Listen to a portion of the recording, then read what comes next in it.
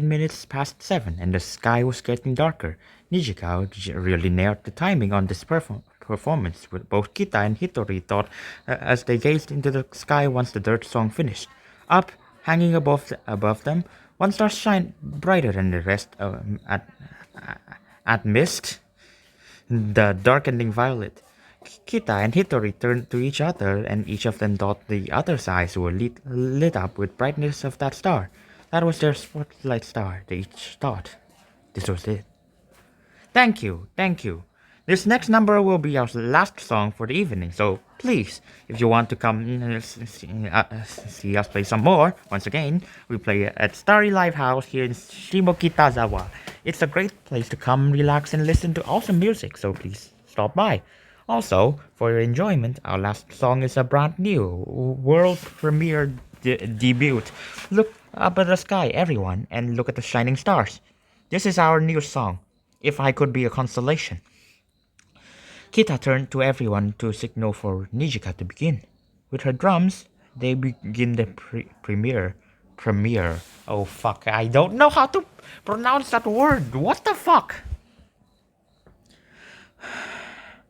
Kita and Hitori's guitar met Ryo's bass to lay down the melody of their new song, and Kita began to sing.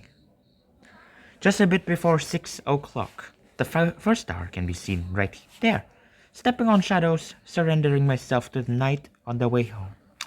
No matter how you look, that one and only star, shining brightly from hundreds of millions of light years away.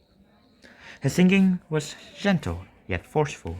Hitori had heard her singing this song in practice countless times, but for this performance, there was love in her words. It was unmistakable.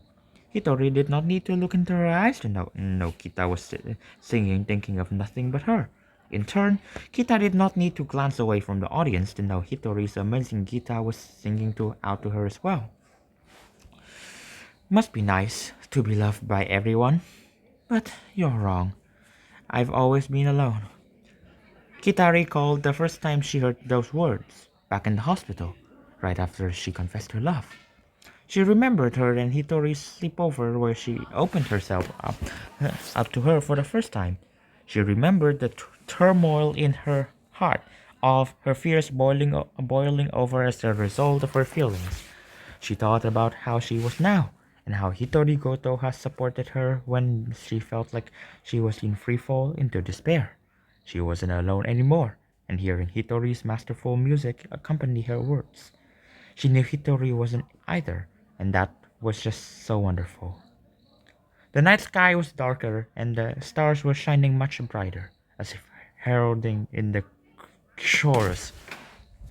If I could be a constellation with you, in the starry night sky, that's my only wish, expressing ourselves in flickers, sparkles, and pulses. If I could be a constellation with you, as if looking up and pointing at the sky, keeping the lines between us connected, no matter how bright I shine. The lovers turned toward each other from the instrumental portion, wordlessly communicating their feelings.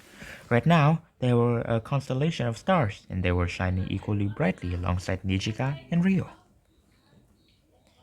Just before 8 o'clock, the night sky is now filled with stars, shining from millions of light years away. It might still not be there. The moon is so beautiful, I felt like I might cry, because someday we will have to part. Huh? Kita felt the wetness on her cheek as she sang that line. It was a tear. Drip. A small droplet of water hit Hitori's guitar body. It was a tear.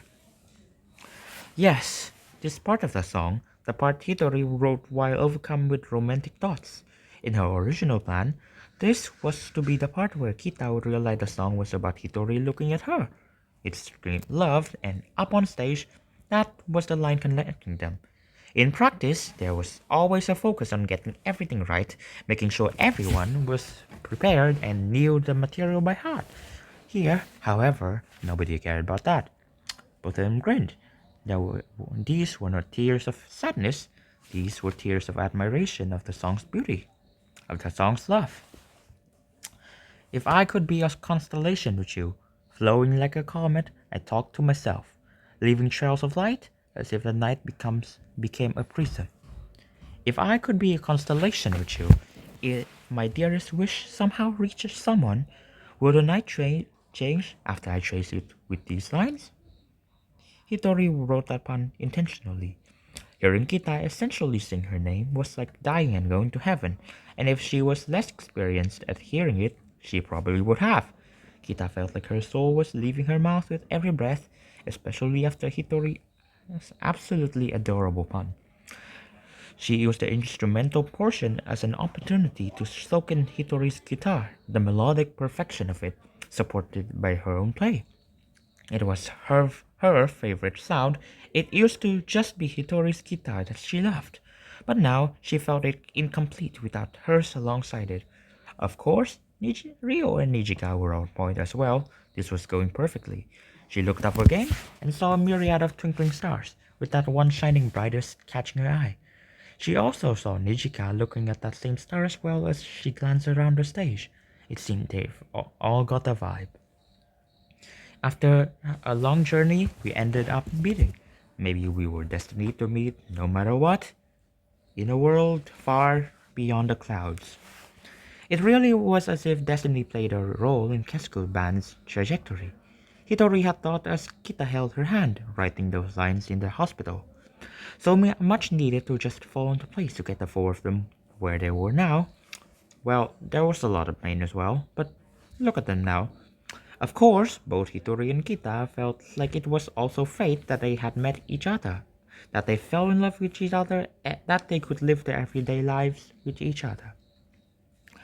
If I could be a constellation with you, painting the sky and creating our ideal night, even if the moon will always outshine us.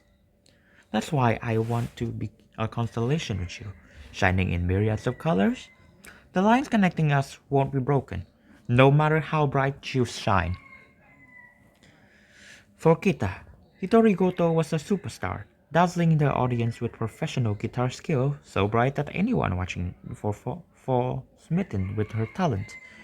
For Hitori, Ikuyo Kita was a simmering supernova of legendary kindness, of legendary charisma, the only person in the universe fit to sing her lyrics. They belonged to each other, and the song spoke the truth. Nothing would stop that now. And like, holy shit! Yeah, unironically, this shit is still the best fucking shit I've ever read. Like, wow, like, yeah, like rereading this. This is literally the only thing that came up when I think about the best fucking shit that I've ever read in English. Like, I literally want to open something to test, to try and speak in English.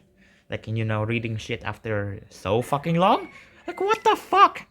Like, this shit is so good. Like, yeah, and oh, oh, yeah, I kind of know how to write a finale now. The introspection part of that finale. Well, I mean, maybe like after everything was said and done, I could, start working on the finale, even the first act isn't done yet. But well, whatever. Like, holy shit, this thing is good. How the fuck did you create this awesome bullshit, Darky?